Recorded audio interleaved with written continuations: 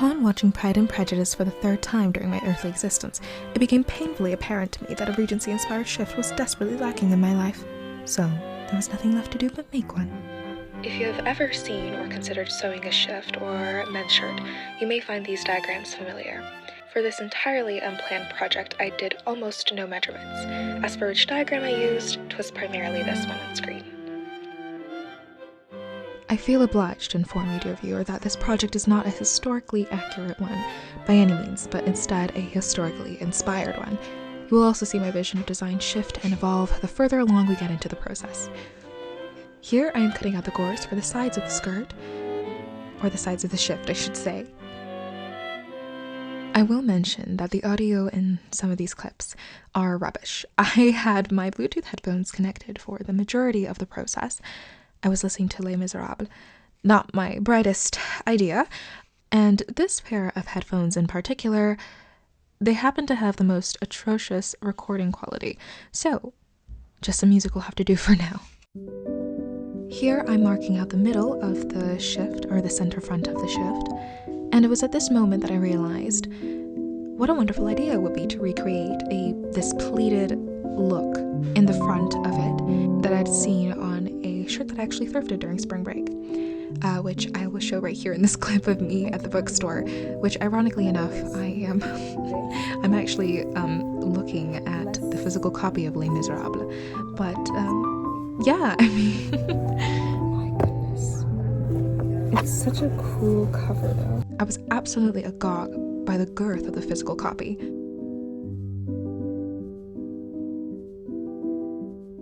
The vibes while I was sewing and pinning was less and more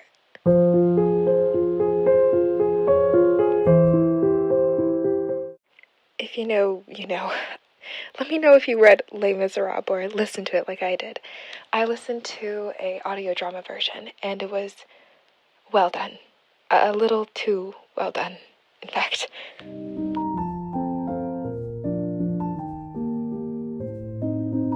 At this point in the process, I really was just winging the design.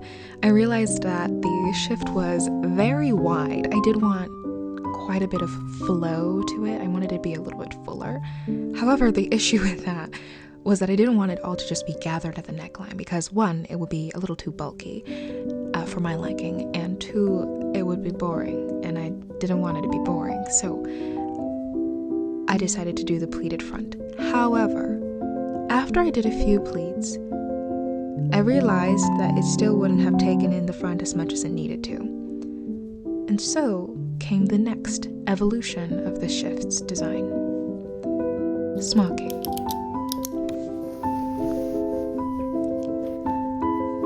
I remember first seeing the technique of smocking demonstrated on Pinterest as which is where I often run into a lot of new ideas that I want to try. So a better time to try a new technique than now, in this very impulsive project that I have no idea where it's going. So I took out my measuring tape, put it on a straight edge made of cardstock paper that I used to cut out some of my patterns, and used it to mark little dots evenly across both sides of the front. Afterwards, I realized that I didn't really know how to do honeycomb smocking, so I looked up a YouTube video, which is a natural course of action, and then just decided to go straight into figuring it out. The best way to learn sometimes is just to try things, you know?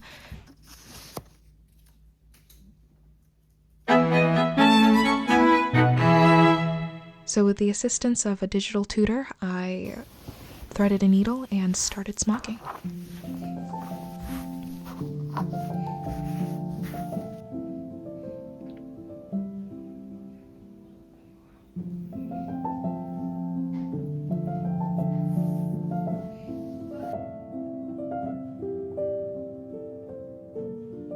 I barely smocked one section before I realized that I absolutely did not like the look of plain thread.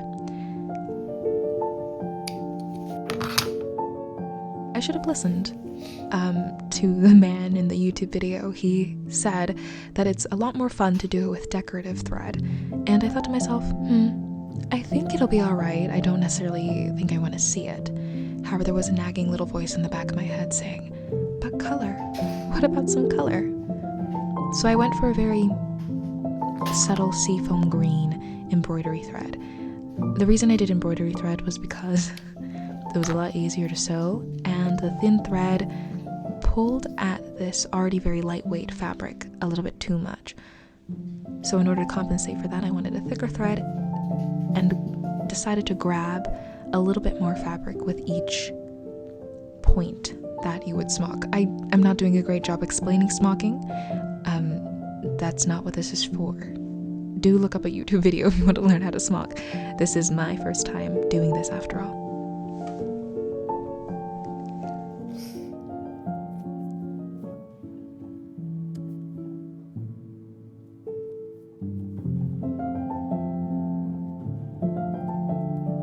An hour and a half later, I was finished smocking one side. Oh my gosh, it worked!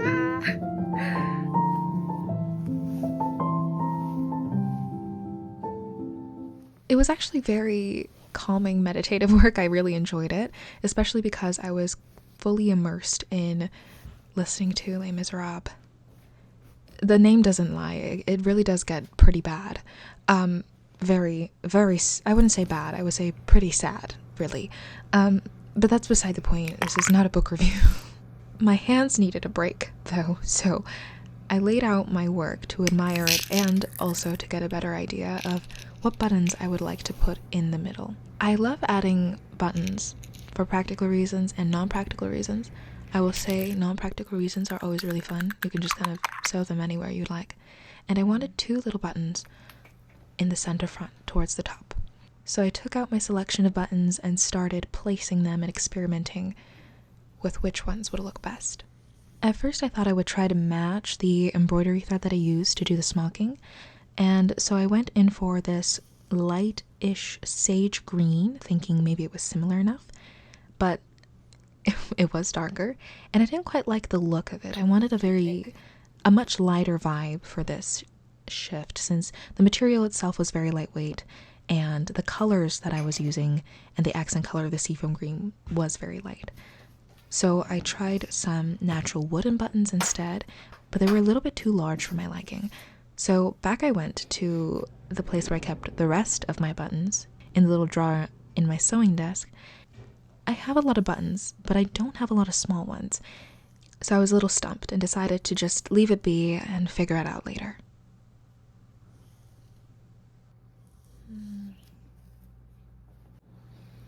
I don't know. And a little less than an hour later, I finished smocking the other side. Clearly, I got a little faster. I went back into my footage to see how long it took me to finish each side of smocking, and the second half took me half an hour less, or 30 minutes less, to finish. And the second time around was a lot easier. And I honestly think I did it a little bit better. At this point in the process, I forgot to record quite a bit, and instead worked on a lot of tedious bits and going between the sewing machine and the iron board. So in this following clip, I will explain what I did get done off screen. I beg pardon for the atrocious lighting. It's so bad.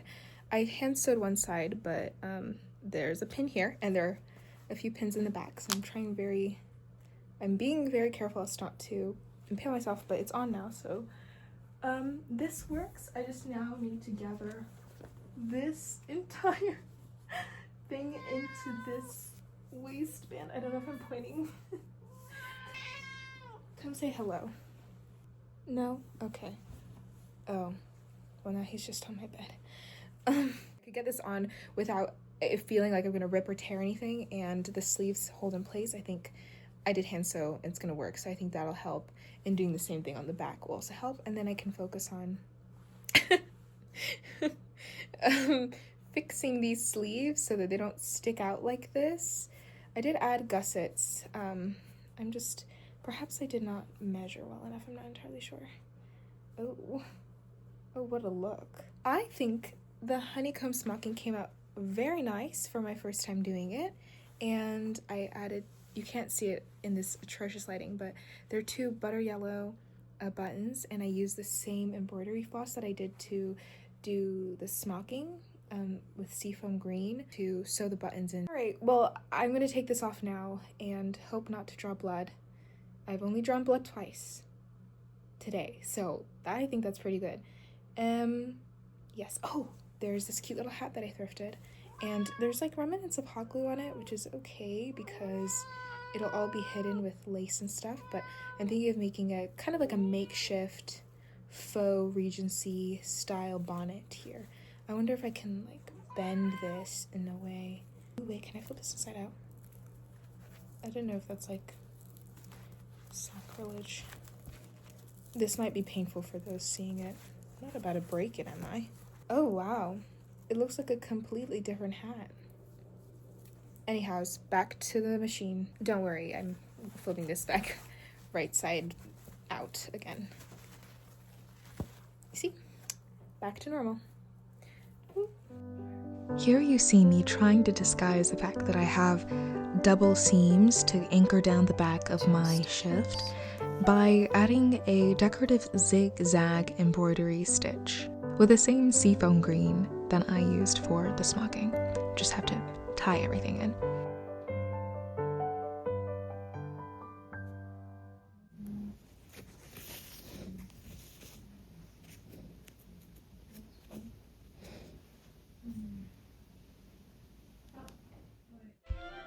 I will say the footage gets very sparse after this point.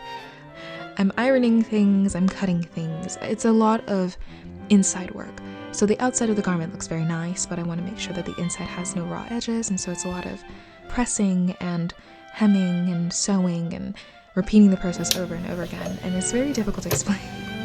So I will just find some good music and put it over this. Do enjoy the last few clips of footage I have remaining of this process before I show the final product.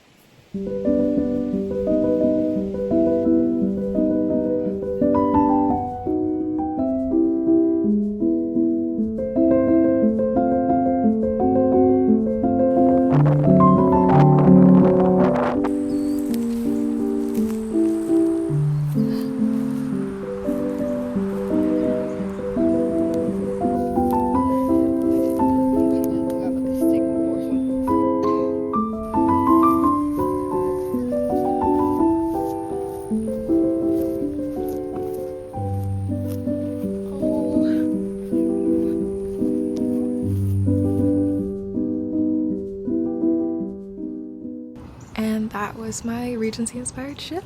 Thank you guys so much for following me along on with the progress and the processes. Again, I know it's not historically accurate, really. I think the only part of it that was really inspired was perhaps very vaguely the silhouette.